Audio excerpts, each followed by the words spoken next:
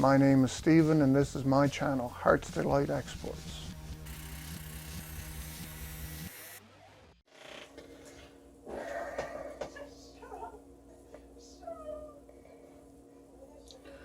Working from home can be a real chore. I'm glad I'm not getting paid for this in a lot of ways, because this would be very annoying. I'm trying to record a new intro for my latest video because either I deleted it off the camera without having copied it, or the camera didn't record in the first place. And now my daughter and my wife are both having a giggle fest trying to interrupt the video.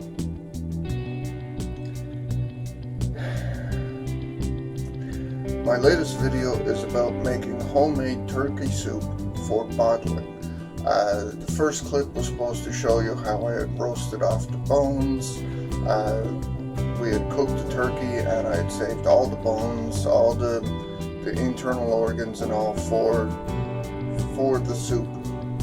I had roasted it at 350 degrees in a baking pan for a good hour and a half, until I've roasted everything nice and brown.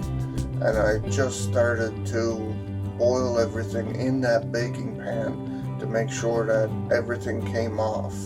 A lot of the times when you do roast a turkey that way in that kind of pan, you'll find that there's a lot of browning on the sides of the pan. That tends to be fat to a point, and a lot of flavoring from the turkey for it.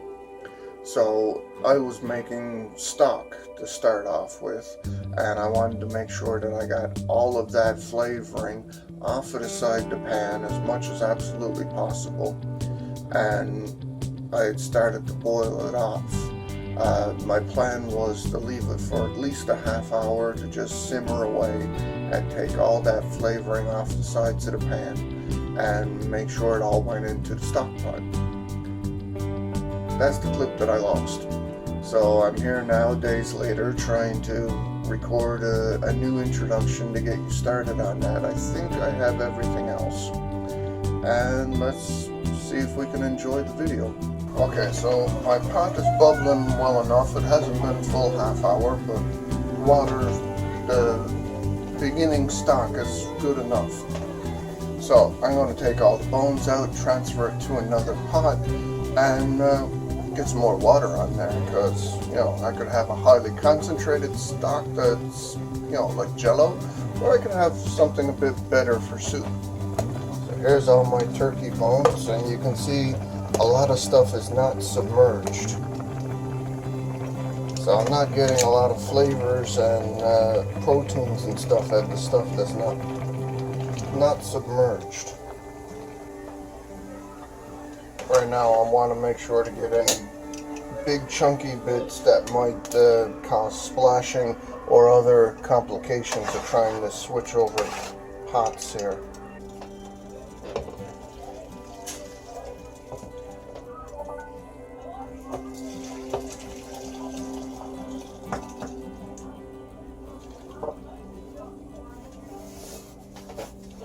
So there you can see my pan. Not bad. I still have some ring around the collar kind of thing, but I need to rinse this a bit more yet. So there's my pot. It's doing okay, but I figure it can fit a little bit more water. And I'm going to get some more water into this guy and scrub down the sides and get that ring around the collar for my pot.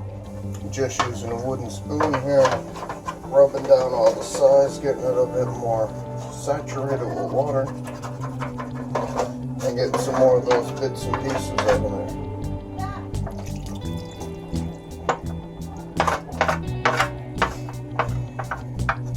Now, the important part for supper is the stock that I took out. This is a more concentrated stock, and once I move the camera, I'm going to boil it up a little bit, maybe add a bit more water, a bit more savory and seasonings, and there'll be my gravy. The hardest part of tonight's supper will be done. So I'll be back a little later with the next step in making our pot of turkey soup. Now my stock is progressing nicely. It's bubbling down a fair bit.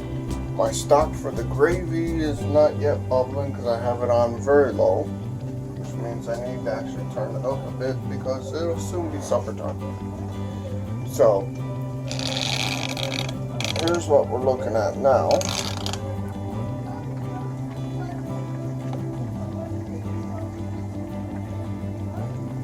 Stock is looking pretty good. Meat is coming off the bones nicely, what's left. And the bones are, an important factor is that the bones are starting to come apart. All the cartilage is being cooked out. So I've taken some time and I've peeled my vegetables. I got a turnip, I got a couple of onions, I got some carrots, and in a little bit, once I'm ready to add all that stuff in, I'll go ahead and get some potatoes done. Okay, so it's time for the next step in our soup making. I have another pot, comparable size, and I just put some oil into it to get it warmed up a bit. So now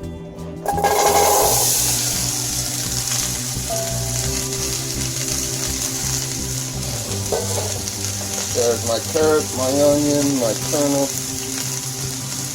some garlic from my garden.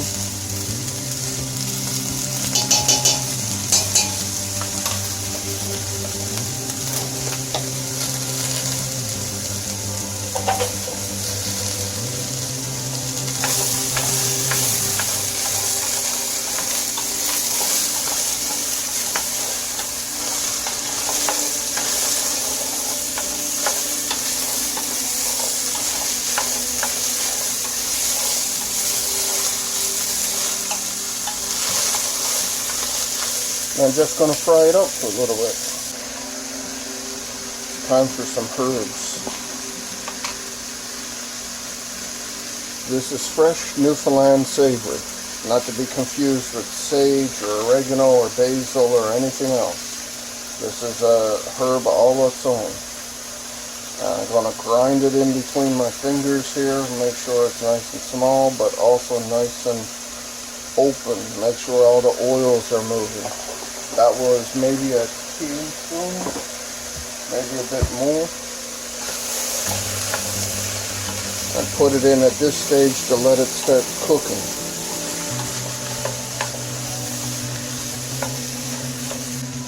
Now this is an important step.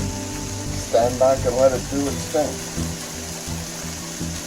Truth is, if you stand there stirring it all the time, it's not browning the way you'd like. Means it's not cooking the way you'd like. Every once in a while, sure, give it a stir, but then stand back and let it cook for the equal amount of time.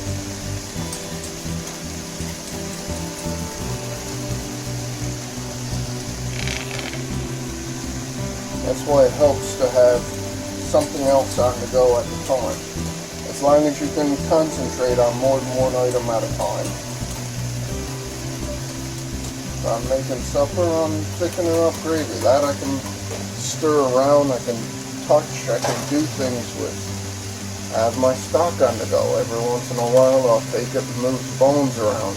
Make sure things are staying submerged, picking meat off of the bones so I can have it easier later when I start separating this stuff out. Because all the turkey for my soup is coming from that pot. I'm not going to put any amount of good turkey off of my platter in the fridge into that pot.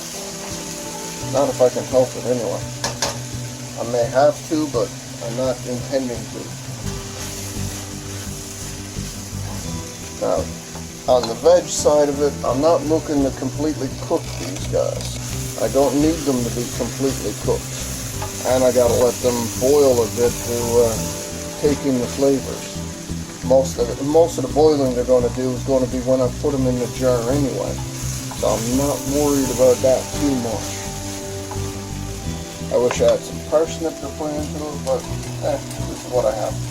So to about the point where I want to start adding stock. Starting to fry on. I don't know if the camera will pick this up, but some of the onions, like right along here, is starting to brown on just a bit. You can see the color change in the carrots and turnip as well.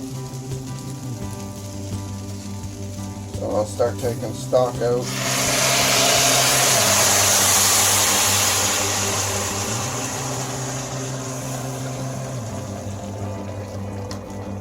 It's time to put some veg in the bottles. And I'm concerned that I won't have enough veg to get enough of the bottles full, so I'm going to stick to about a half cup measure of vegetables to each bottle. And if I got more than enough to do that, then I'll come back after and add more. Alright, now they all have at least a half cup. Some of them are looking really light, so I'm going to add some more veg to those. And I think I might clean up a couple of 1 liter jars, even though I don't really have the pot space for that. I don't want the jars to be more than half full of vegetables, because I want enough broth to go in there after that. I think at this point it would be a good idea for me to clean up a couple of larger jars and fill those up as well. Better to have too much ready than too little. Alright, so now I'm taking a bit of the turkey from the stock. It's already very well cooked. And putting some of that into each of the jars. Okay, so I'm about finished making my turkey soup for bottling for the pandemic kitchen.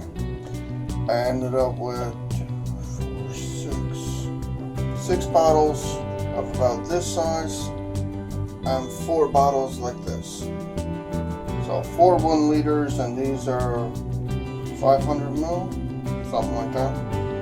I'm going to put them through the bottling process. My water is only just starting to come to a boil, but I'm not really comfortable filming that part of it. I'm not anywhere close to even proficient with bottling and canning, doing that kind of thing, so I don't want to present information that I'm guessing at, that I kind of know, as good factual information for you to work with. There's lots of other people on YouTube that have done this kind of video, and it'd be better to look at one of their videos for this. But my video was more about making the soup, getting it to this point. I had more bottles. Actually, I had 10 bottles this size, and it turned out that even with all the stock that I had made, I still didn't have enough. So at the end of it, with a few of the 1 liter bottles being shy and a couple of the other ones not having quite as much stock or veg in it as they could use, I took all the 4 bottles that were extra and didn't have any stock, and I took all the veg and put them in other bottles. So it kind of topped up everything and made it work. Not perfect, but it's a solution and it should work. And hopefully this is something that you'll give a try to. Alright, so we're all stuck in this together. You're inside. Instead of worrying about canned products that you're going to be tossing out cans for anyway, next time you're out to the grocery store on what should be your rare trips out, buy some bottles. A dozen of these, 2 dozen? Whatever. A case of these are $10 or $12 and they're reusable. You can go a nice few times before one of these will crack unluckily on you. The 1 liter bottles, of course, are more, but again, they'll last. You're not throwing them in the garbage. And if you're stuck in the house for months anyway, maybe it's a good time for a healthy change of diet. Anyway, I'm Steven. I'm signing off this video for Hearts Delight Exports and the Pandemic Kitchen. You have a good day, and remember, stay inside as much as you can. See ya.